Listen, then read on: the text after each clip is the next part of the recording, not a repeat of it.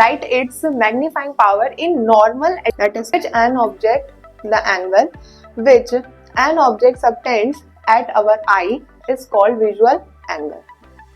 Next question, तो magnifying power को आप किससे रिप्रेजेंट करते हैं? कैपिटल एम से। थर्ड क्वेश्चन में आपसे क्या कहा जा रहा है? ड्रॉ द फॉर्म हो रही है तो व्यू हमारा क्या रहेगा? प्लस में रहेगा। ऑब्जेक्ट कहाँ रखिए बच्चों? लेफ्ट साइड माइनस का, दोनों ही माइनस में हो जाएंगे। क्यों हो जाएंगे? क्योंकि जो आई पीस की आप बात करें, ड्रॉ रे diagram for a astronomical telescope, अब आप किसकी बात पर फॉर्म हो, and right it's magnifying power and length. वो आपके आई पीस के कंपैरिजन में थोड़ा सा क्या है बच्चों? बड़ा है। तो बीटा वाला स्मॉल वाला एंगल ले लेते हैं, ये वाला है, ये अपॉन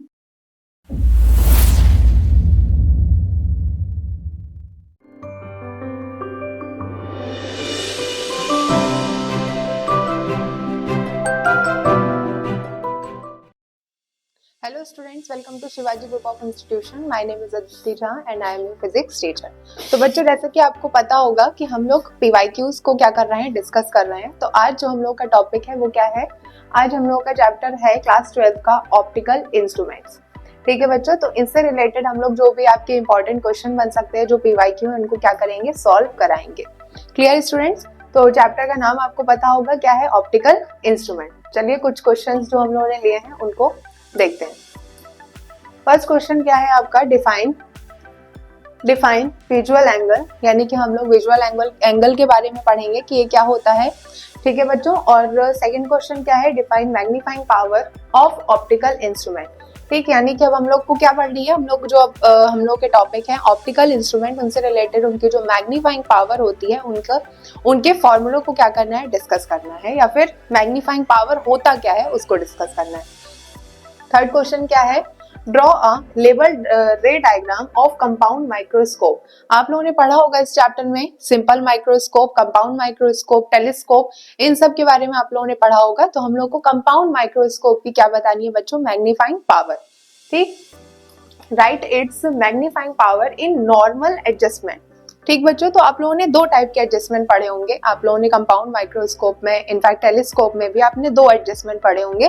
फर्स्ट होता है आपका नॉर्मल एडजस्टमेंट, जहां पर आपके जो इमेज फॉर्म होती है किसी भी ऑब्जेक्ट की, वो एक डिस्टेंस पर आपकी क्या होती है? फॉर्म होती है, जो कि होती है 25 सेंटीमीटर।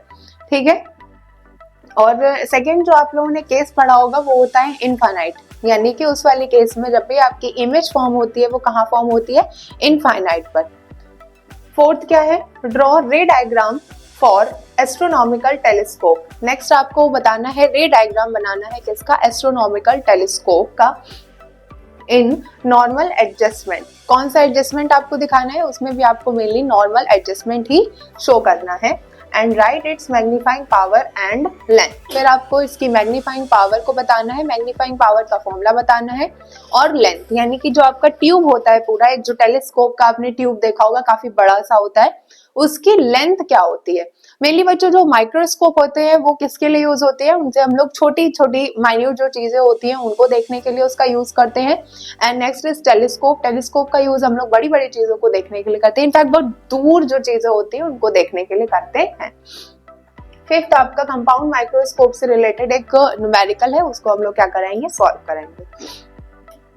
तो फर्स्ट क्वेश्चन क्या है बच्चों? फर्स्ट क्वेश्चन में आपका डिफाइन विजुअल एंगल, यानी कि आपको विजुअल एंगल को क्या करना है? डिफाइन करना है। क्या है? The angle which an object subtend at our I is called visual angle. ठीक, डेफिनेशन के अकॉर्डिंग क्या बोला जा रहा है बच्चों? डेफिनेशन के अकॉर्डिंग आपसे कहा जा रहा है कि वो एंगल जो कि कोई भी जो ऑब्जेक्ट होती है, क्या होती है बच्चों? वो एंगल जो कि कोई ऑब्जेक्ट हमारी आंख पर बनाती है, that is called visual angle, या फिर जिस एंगल पर हम उस ऑब्जेक्ट को देख पा रहे हैं, that is called visual angle. ठीक है बच्चों, तो the angle which an object subtends at our I is called visual angle. अगर हम इसको बनाना चाहें तो हम कैसे बना सकते हैं बच्चों?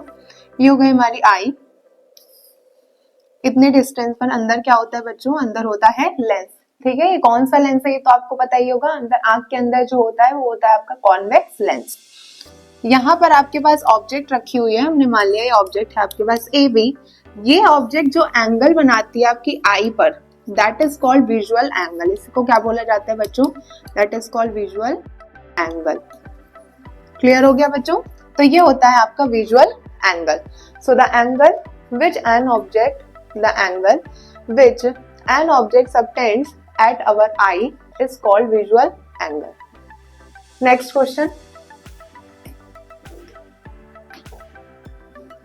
Define magnifying power of optical instrument. Magnifying power को आपको क्या करना है बच्चों? डिफाइन करना है। क्या होती है मैग्नीफाइंग पावर किसी भी ऑप्टिकल इंस्ट्रूमेंट की?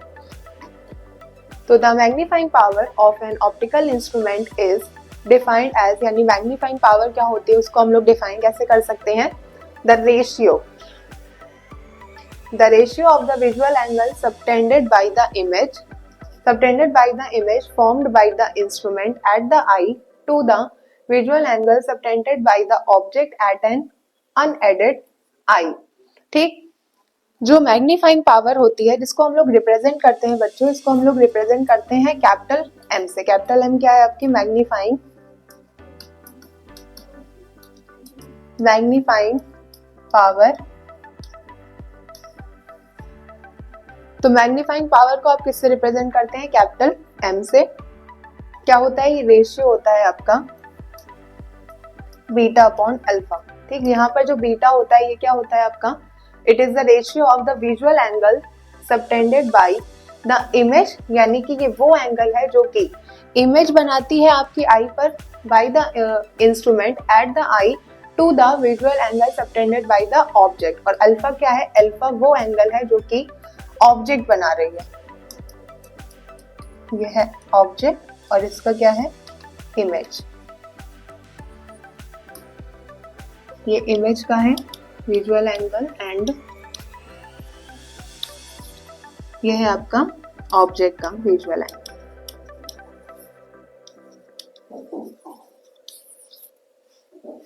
तो मैग्नीफाइंग पावर क्या होती है? It is the ratio of visual angle subtended by the image formed by the instrument at the I piece to the angle subtended by the object to the I piece. Third question में आपसे क्या कहा जा रहा है? Draw a लेवल ray diagram of compound microscope, write it's magnifying power at the normal adjustment. तो ये आपको जो डायग्राम दिख रहा है ये क्या है? ये आपका कंपाउंड माइक्रोस्कोप है।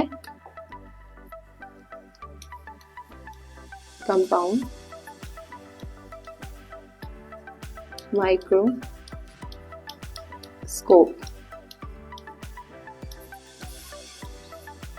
कितने लेंस होते हैं बच्चों? तो यहाँ पर होते हैं दो लेंस।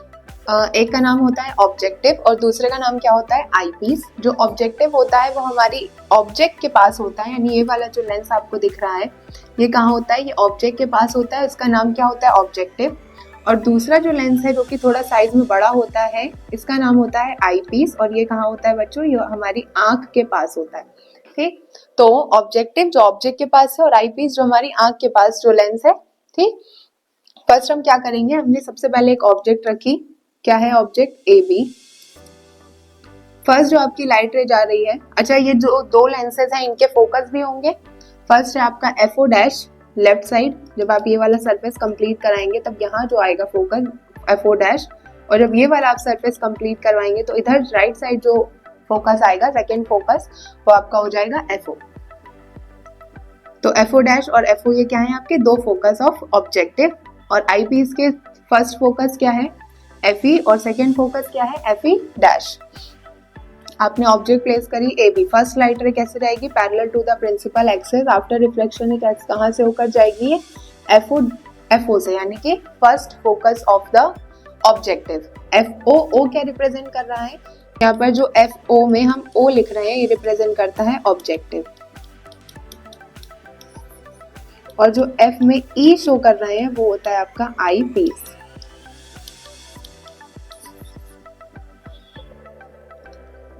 सेकेंड लाइट रे आपकी कहाँ से रहेगी? From optical centre. ये दोनों लाइट रे आपकी जहां पर मिलती है वहां पर क्या होता है? इमेज का फॉर्मेशन हो रहा है। और ये जो इमेज फॉर्मेशन हो रहा है ये इसका हमने नाम दिया A डैश B डैश। अगर आपसे बोला जाए कि ऑब्जेक्टिव के लिए ऑब्जेक्ट क्या है तो ये आपकी AB, और ऑब्जेक्टिव के लिए आपकी इमेज क्या है तो वो हो जाएगी A डैश B डैश।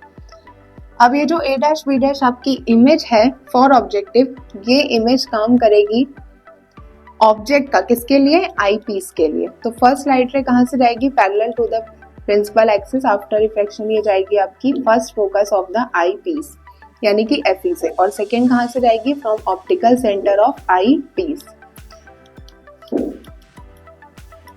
इन दोनों लाइट रे को जब हम पीछे मिलाएंगे तब जहां पर हमारी लाइट रेज मिलती हैं वहीं पर आपका क्या होता है, फाइनल इमेज का फॉर्मेशन होता है। ये क्या है आपकी फाइनल इमेज, फाइनल इमेज। क्या नाम दिया गया इसको, ए डबल डैश और B double dash, A double dash B double dash. Objective के लिए ए बी किसका काम कर रहा है, ऑब्जेक्ट का, तो इसकी जो डिस्टेंस होगी फ्रॉम द लेंस, इसको हम लोग किससे रिप्रेजेंट करेंगे, यू ओ से। ये हो गया हमारा यू ओ। इमेज कहाँ बन रही है, ए डैश बी डैश लेंस के, ऑब्जेक्टिव लेंस के लिए, जिसको हम लोग लिखेंगे वी ओ से। ओ क्या रिप्रेजेंट कर रहा है, ऑब्जेक्टिव। अब ये जो ए डैश बी डैश है ये आपके आई पीस के लिए किसका काम करेगा, ऑब्जेक्ट का, जिसको हम लोग ने लिखा यू ई से। और फाइनल इमेज आपकी कहाँ फॉर्म हो रही है, A double dash B double dash, जो कि आपने नॉर्मल एडजस्टमेंट की बात कर रहे हैं यानी कि D, capital D, distant distance, capital D पर आपकी क्या फॉर्म हो रही है, फाइनल इमेज फॉर्म हो रही है। तो ये होता है आपका कंपाउंड माइक्रोस्कोप।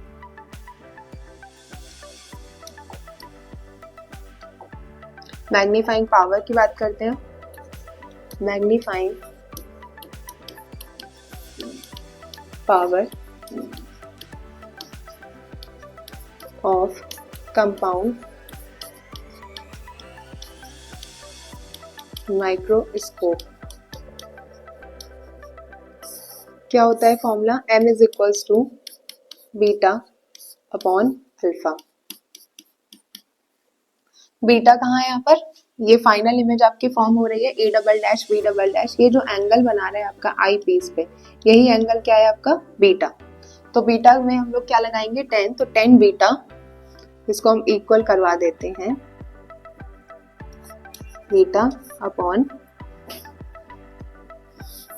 इसको हम लोग इक्वल करवा देंगे, magnifying power m is equals to beta upon alpha, 10 beta upon 10 alpha.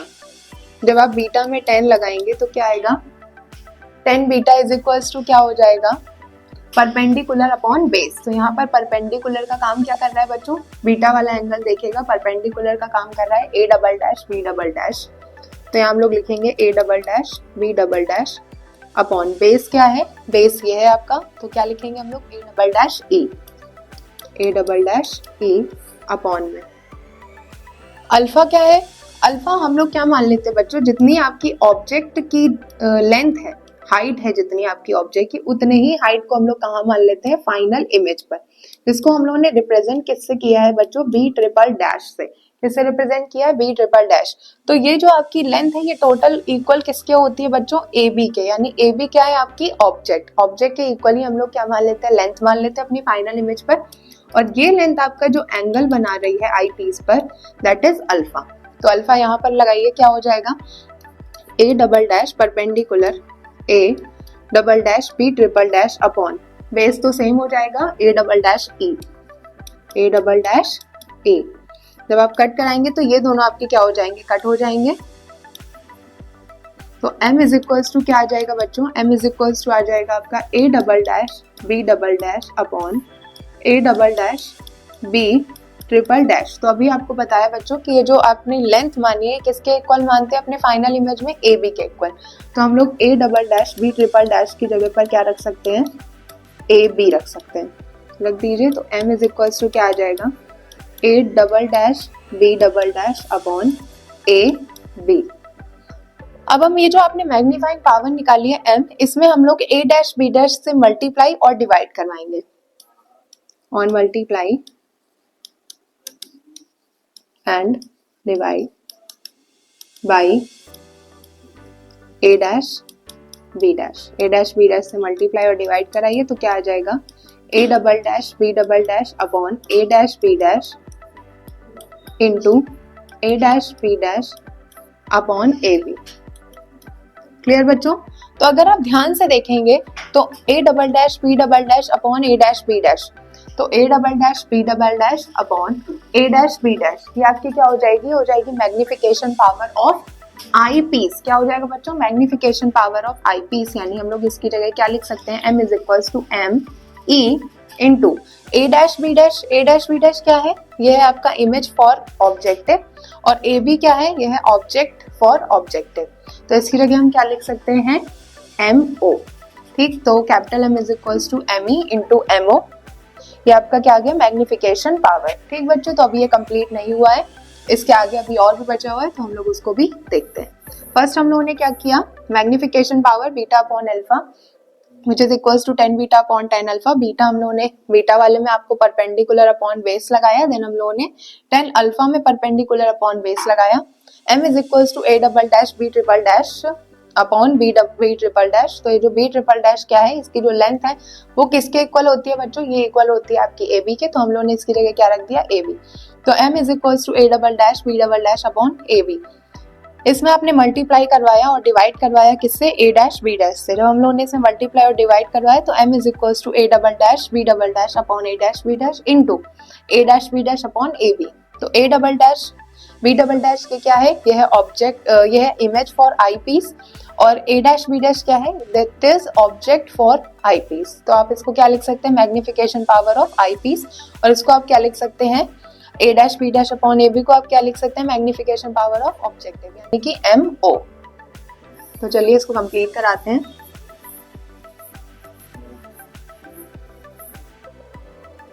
M E is equals to क्या लिख सकते हैं आप? एम ई सबसे पहले MO इज इक्वल्स टू आप क्या लिख सकते हैं? MO इज इक्वल्स टू आप लिख सकते हैं VO अपॉन UO। अब साइन देखिए, VO यानी जो ऑब्जेक्टिव के लिए जो इमेज फॉर्म हो रही है वो आपकी राइट साइड फॉर्म हो रही है, लेफ्ट साइड। तो आप कहेंगे कि मैम राइट साइड फॉर्म हो रही है, तो VO हमारा क्या रहेगा? प्लस में रहेगा। ऑब्जेक्ट कहाँ रखिए बच्चों? लेफ्ट साइड, तो VO क्या हो जाएगा आपका? माइनस, यानी MO is equals to minus VO upon UO।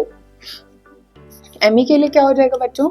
ME के लिए हो जाएगा VE upon UE, VE upon UE। अब आप आई पीस की बात करें तो आई पीस के लिए तो आपकी जो ऑब्जेक्ट है वो भी कहाँ पर है? लेफ्ट साइड, तो हम VE में ही माइनस लगा देंगे, यानी UE में भी माइनस लगा देंगे, और जो फाइनल इमेज फॉर्म हो रही है वो भी कहाँ हो रही है बच्चों? Left side. तो दोनों के माइनस क्या हो जाएंगे? कैंसिल। तो ME is equals to VE upon UE when the object is at normal adjustment.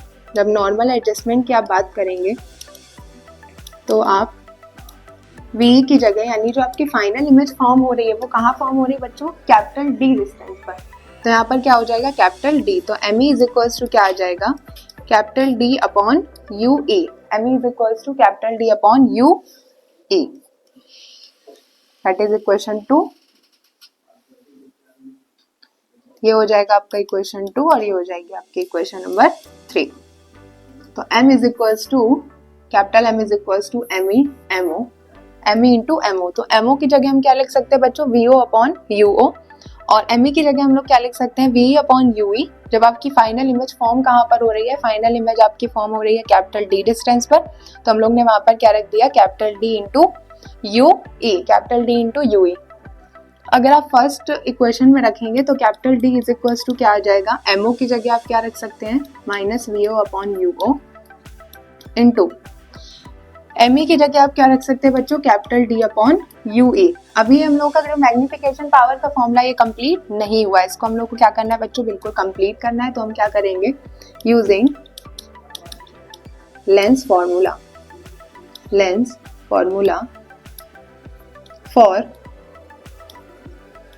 For I piece के लिए आप लेंस फॉर्मूला यूज करिए। लेंस फॉर्मूला पता होगा सबको, 1 upon F is equals to 1 upon V minus 1 upon U। अब आपको आई piece के लिए यूज करना है तो हम F इज इक्वल्स टू क्या रख सकते हैं? FE क्या शो कर रहा है? Focal length of I piece. V की जगह हम रखेंगे VE, और U की जगह हम क्या रख सकते हैं? UE। U यानी कि distance of object from the I piece, और VE क्या हो जाएगा? Distance of image from the I piece. Put करिए तो 1 upon FE is equals to क्या आ जाएगा? 1 अपॉन VE माइनस 1/UE।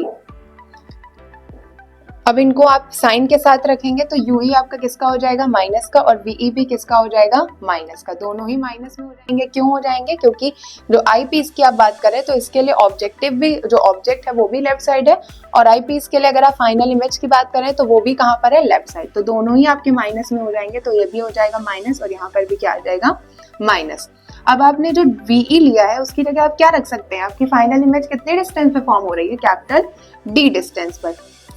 तो 1/FE is equals to minus 1/D plus 1/UE। UE की वैल्यू निकालिए यहाँ से। 1/UE की वैल्यू जब आप यहाँ से निकालेंगे तो कितनी आएगी, यह आ जाएगा आपका 1/UE is equals to 1/FE plus 1/D। 1/FE plus 1/D। Clear. यहाँ से अब आप लोग FE को कॉमन ले लीजिए, क्या आ जाएगा, FE को जब आप कॉमन लेंगे तो 1 प्लस, यहां से आप D को कॉमन ले लीजिए तो क्या आ जाएगा, D को जब आपने कॉमन लिया तो 1 आ जाएगा इस जगह पर, plus D/FE, 1 plus D/FE। Clear बच्चों। तो आप यहाँ पर वैल्यू पुट कर दीजिए पूरी, 1 प्लस D/FE। तो m इज इक्वल्स टू क्या आ जाएगा, माइनस VO/UO इंटू में 1 प्लस D/FE। क्या आ जाएगा, 1 प्लस D/FE। तो ये हो जाएगा आपका मैग्निफिकेशन फॉर्मूला, ये आ जाएगा आपका पूरा का पूरा magnification formula for compound microscope. क्या आ जाएगा बच्चों, ये आ जाएगा आपका magnification formula for compound microscope. Clear हो गया। तो ये होती है magnifying power for compound microscope, m is equals to minus VO/U 1 plus D/FE। Next question क्या है, नेक्स्ट क्वेश्चन में आपसे बोला जा रहा है ड्रॉ रे diagram for a astronomical telescope. अब आप किसकी बात करेंगे, हम बात करेंगे एस्ट्रोनॉमिकल टेलीस्कोप की। किसकी बात करेंगे बच्चों, एस्ट्रोनॉमिकल टेलीस्कोप की। इन नॉर्मल एडजस्टमेंट, यहाँ पर भी हम लोग बात किसके लिए करेंगे, यहाँ पर भी हम लोग बात करेंगे नॉर्मल एडजस्टमेंट, यानी कि फाइनल इमेज हम लोग की फॉर्म कहाँ पर हो रही है, कैपिटल D डिस्टेंस पर। नॉर्मल एडजस्टमेंट में मतलब आपकी जो फाइनल इमेज फॉर्म हो वो कहाँ पर हो, कैपिटल D डिस्टेंस पर फॉर्म हो। And right it's magnifying power and length. अब इसके बाद आपको इसकी मैग्नीफाइंग पावर, जैसे कि अभी हम लोगों ने कंपाउंड माइक्रोस्कोप में पढ़ा, वो आपको फॉर्मूला पढ़ना है, एंड इट्स लेंथ, यानी उसके लेंथ के बारे में भी आपको बताना है। ठीक, तो सबसे पहले तो हम लोग डायग्राम समझ लेते हैं। अभी तक आप लोगों ने जो पढ़ा है कंपाउंड माइक्रोस्कोप में, जब आपने पढ़ा है उसमें ऑब्जेक्टिव आपका कैसा होता था बच्चों, ध्यान से देखिए इसको। यहाँ पर आपका जो ऑब्जेक्टिव था, कहाँ गया आपका, ये यहाँ जो आपका ऑब्जेक्टिव वाला जो लेंस था वो छोटा था as compare to eye piece. Eye piece आपका बड़ा था, यानी जो आंख के पास लेंस है वो बड़ा है, और जो ऑब्जेक्ट के पास लेंस है वो कैसा है बच्चों, छोटा है। पर टेलीस्कोप में थोड़ा सा अपोजिट केस है। टेलीस्कोप में आपका जो ऑब्जेक्टिव है वो आपके आई पीस के कंपैरिजन में थोड़ा सा क्या है बच्चों, बड़ा है। ठीक, तो यहाँ पर हम लोग जो अपनी इमेज ऑब्जेक्ट लेते हैं वो कहाँ से लेते हैं, वो हम लोग लेते हैं कि बहुत दूर। बहुत दूर क्यों, हम लोग टेलीस्कोप का यूज बच्चों, हम लोग टेलीस्कोप का यूज करते क्यों है, टेलीस्कोप का यूज हम लोग बहुत दूर की चीजों को देखने के लिए करते हैं। ठीक, तो इसका मतलब जो आपकी रेज आ रही हैं फ्रॉम द ऑब्जेक्ट आपने क्या मान ली, AB, ऑब्जेक्ट से जो आपकी लाइट रेज आ रही है वो बहुत ही ज्यादा कहाँ से आ रही है, दूर से आ रही है। तो आपकी ये दो रेज आ रही हैं। फर्स्ट आपकी जो लाइट रे गई है वो कुछ इस तरीके से गई है, और सेकेंड आपकी लाइट रे ऑप्टिकल सेंटर से गई है। जहां पर ये दोनों लाइट रे मिलती हैं वहां पर आपका क्या बनता है बच्चों, इमेज का फॉर्मेशन होता है फॉर ऑब्जेक्टिव। ये आप चीज अच्छे से याद रखिएगा कि इमेज फॉर्मेशन हो रहा है फॉर ऑब्जेक्टिव। क्या नाम दिया इसको हम लोगों ने, A', B', ठीक है, that is image for objective. अब आपको पता है कि ये जो इमेज बनी है ऑब्जेक्टिव के लिए वो आपकी आई पीस के लिए किसका काम करेगा, ऑब्जेक्ट का काम करेगा। किसका काम करेगा बच्चों, ऑब्जेक्ट का काम करेगा। तो फर्स्ट लाइट रे आपकी parallel to the principal axis after reflection कहां से जाएगी, फोकस से होकर जाएगी, फोकस ऑफ आई पीस। और सेकेंड कहां से जाएगी, optical centre of I piece से। हम जब इन लाइट रेज को पीछे मिलाते हैं ना, क्योंकि आगे तो हमें मिलती हुई कहीं नजर आ नहीं रही है, तो जब हम पीछे इनको मिलाते हैं तब आपको ये पता चलता है कि जो फाइनल इमेज बन रही है which is A" and B", ये आपकी फॉर्म हो रही है कितने, कैपिटल D डिस्टेंस पर। ठीक है, तो यहाँ पर हम लोग जो अपनी इमेज ऑब्जेक्ट लेते हैं वो कहाँ से लेते हैं, फाइनल इमेज फॉर्म से। फाइनल इमेज फॉर्म से आपकी क्या आ रही है, तो अल्फा कहाँ बन रहा है बच्चों, ये आपका हमने मान लिया एक एंगल बन रहा है। अच्छा ये एंगल आपका कुछ इस तरीके से बन रहा है, तो जितना एंगल ये होगा उतना ही एंगल ये भी होगा। तो अगर ये अल्फा है तो ये भी क्या हो जाएगा बच्चों, अल्फा। और बीटा क्या है, जो आपकी इमेज फॉर्म कर रही है, दोनों इमेज, ये वाली इमेज और ये वाली इमेज, दोनों जो आपकी आई पीस पर फॉर्म कर रही है angle, that is angle beta. ठीक, चलिए अब हम लोग सबसे पहले तो मैग्नीफाइंग पावर लिखते हैं। तो मैग्नीफाइंग पावर, क्लियर बच्चों। तो ये हो गई आपकी मैग्नीफाइंग पावर। मैग्नीफाइंग पावर को हम लोग कैपिटल M से लिखते हैं, which is beta upon alpha. इसको हम लोग स्लाइटली इक्वल करवा देते हैं किससे, 10 बीटा अपॉन 10 अल्फा से। तो हो जाएगा आपका 10 बीटा अपॉन 10 अल्फा। 10 बीटा देखिए तो बीटा एंगल आपका ये बन रहा है। ठीक, तो बीटा एंगल आपका क्या बन रहा है बच्चों, बीटा एंगल आपको दिख रहा होगा, बीटा आपका ये वाला एंगल बन रहा है। हम लोग बड़ा वाला ऑब्जेक्ट का आई पीस का लेंगे एंगल, तो क्या लेंगे, A डबल डैश।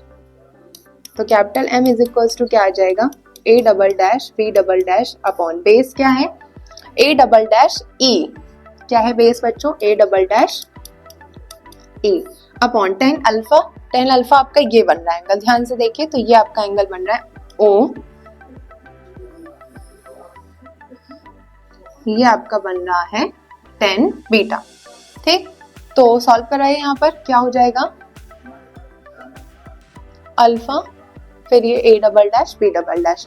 ठीक, तो आप यहाँ पर हम लोग एंगल बीटा वाला स्मॉल वाला एंगल ले लेते हैं, ये वाला एंगल, काफी ज्यादा लाइंस हो गई है, ये वाला एंगल हम लोग ले लेते हैं बीटा के लिए। ठीक, और ये एंगल हम लोग ले लेते हैं अल्फा के लिए। ठीक, तो in triangle A dash B dash E, वहां से हम लोगों ने क्या लिखा, 10 बीटा। तो capital M is equals to आपका क्या आ जाएगा, A dash B dash upon A dash E। ये क्या हो गया आपका 10 beta, A dash B dash upon A dash E। Alpha के लिए क्या लिखेंगे बच्चों, अल्फा के लिए हो जाएगा A dash B dash upon O A dash. क्या हो जाएगा बच्चों, O A डैश। तो A डैश B डैश से A डैश B डैश आपका कैंसिल हो जाएगा। तो capital M is equals to क्या आ गया, capital M is equals to आता है O A dash upon A dash E, O A dash upon A dash E। तो ये आ गया आपका मैग्निफिकेशन फॉर्मूला, अभी सिंपल निकला है, capital M is equals to O A dash upon A dash E, O A dash upon A dash E। Clear हो गया बच्चों। तो यहाँ तक आपका अभी पूरा मैग्निफिकेशन फॉर्मूला नहीं निकला है, क्यों, क्योंकि अभी हम लोग को मैग्निफिकेशन फॉर्मूला निकाला in terms of FE FO। ठीक है, in terms of FO and FE। ठीक, तो M is equals to O A dash upon A dash E। तो O A डैश आपका ये है और A dash B, O A dash और A डैश E, यहाँ तक आपका हो गया। हाँ, तो बच्चों हम लोग क्या लिख रहे थे, capital M is equals to O A dash upon A dash E।